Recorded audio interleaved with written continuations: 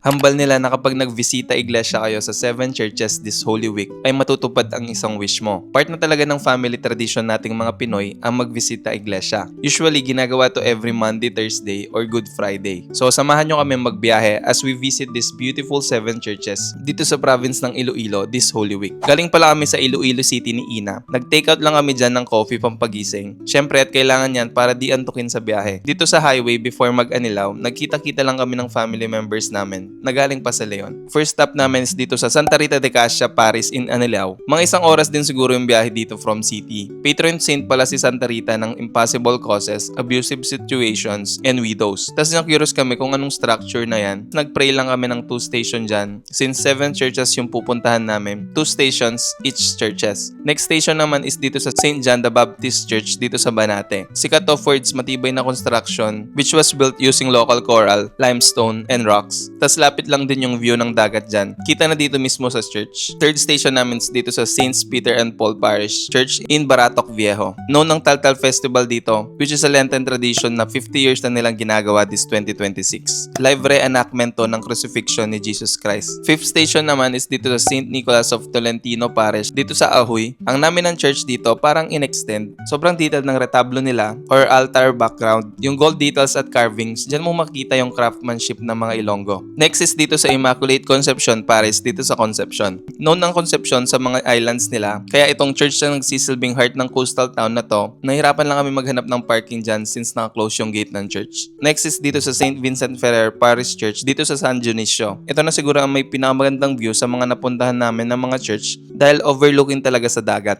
Si St. Vincent Ferrer ang patron ng mga builders at mangingisda. Para tong nagsisilbing bantay ng mga bangka ng mga tiga dito. Last station namin ay dito sa Queen of the Most Holy Rosary sa Estancia. Tawag pala sa Estancia is the Alaska of the Philippines dahil sa fishing industry. Kaya yung church na to ay symbol ng pasasalamat ng mga lokal dito. May Last Supper scene pa sila dyan na life size. Since dito yung last station, nag-wish na kami ni Ina dyan dahil hambal nila na kapag nagbisita iglesia ka sa 7 churches ay mag-grant ang isang wish mo. Then dito na kami nag-lunch sa Stopover Estancia branch. Medyo late lunch na to kasi mga natapos na kami magbisita iglesia ng mga 1:30 PM. Lapit lang to sa Estancia Church. Ganda ng view ng dagat dyan. Namit ila chapsuy, bihon at fish fillet. Nagbayad lang din kami ng corkage fee since may nadala kami mga pagkain namin at mga drinks. Then after magpahuway, umuwi na kami mga 3 PM. Dito pala sa Saran, daanan pa namin na nagre-ready sila para sa procession. Ito yung procession of the saints nila. Ganda pa ng mga santos. Ayan, may Last Supper pa nga. Grabe sa effort as in. Highlight ko lang din na ang ganda ng dinaanan namin na kalsada. Walang lubak or sirang daan. As in smooth lang talaga ng biyahe namin.